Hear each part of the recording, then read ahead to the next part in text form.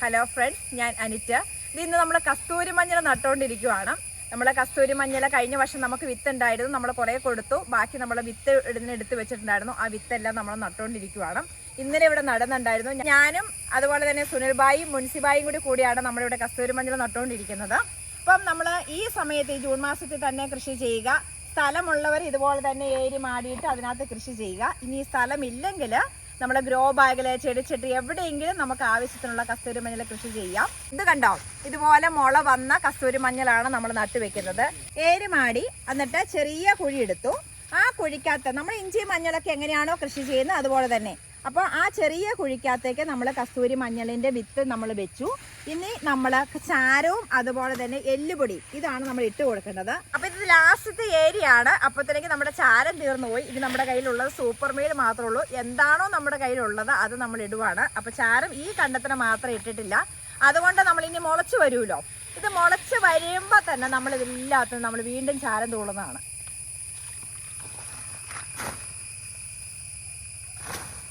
എല്ലാത്തിനും നമ്മൾ മഞ്ഞളിൻ്റെ ഇത് വെച്ചതാണ്.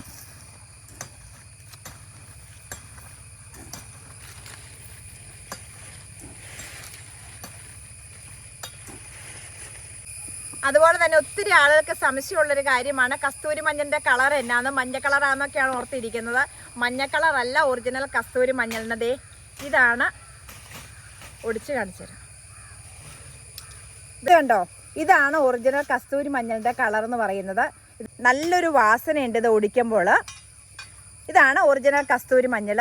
ചിലർ ചോദിക്കും ഇഞ്ചി മാങ്ങ അല്ലേന്ന് ചോദിക്കും. ഇഞ്ചി മാങ്ങ ഇതുപോലെയാണ് ഇരിക്കുന്നത്, സെയിം പോലെ ഇരിക്കും. പക്ഷേ ഇഞ്ചി മാങ്ങയ്ക്ക് ഈ ഒരു സ്മെല്ലേ അല്ല, വേറൊരു വളരെ ഡിഫറെൻ്റ് ആയൊരു സ്മെല്ല് തന്നെയാണ് ഈ കസ്തൂരി മഞ്ഞളിൽ നിന്നുള്ളത്.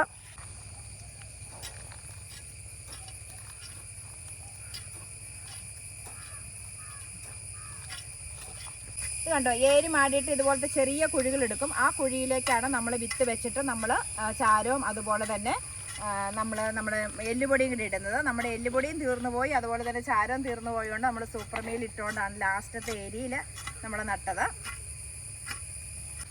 ഇനി നമ്മൾ ഇതുപോലെ അങ്ങ് മൂടി കൊടുക്കുകയാണ് ചെയ്യുന്നത്.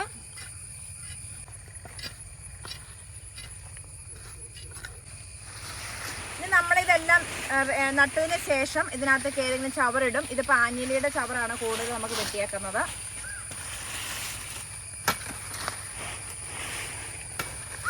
ചവറൊക്കെ ഇട്ട് കഴിഞ്ഞ് നമ്മുടെ പരിപാടി കഴിഞ്ഞിട്ടുണ്ട്. അപ്പോൾ ഇനി നവംബർ ഡിസംബർ മാസം ആകുമ്പോഴേക്കും നമ്മളിത് വിളവെടുക്കും. ആ സമയത്താണ് നമ്മൾ ഇനി ഇത് പുറത്തേക്ക് കൊടുക്കുന്നുള്ളൂ. അപ്പോൾ നിങ്ങൾക്ക് വീഡിയോ ഇഷ്ടമായി ലൈക്ക് ചെയ്യുക. ചാനൽ സബ്സ്ക്രൈബ് ചെയ്യാത്ത കൂട്ടുകാരെ ചാനൽ ഒന്ന് സബ്സ്ക്രൈബ് ചെയ്യുക. മറ്റൊരു വീഡിയോയുമായി നമുക്ക് അടുത്ത ദിവസം കാണാം. എല്ലാവർക്കും നന്ദി.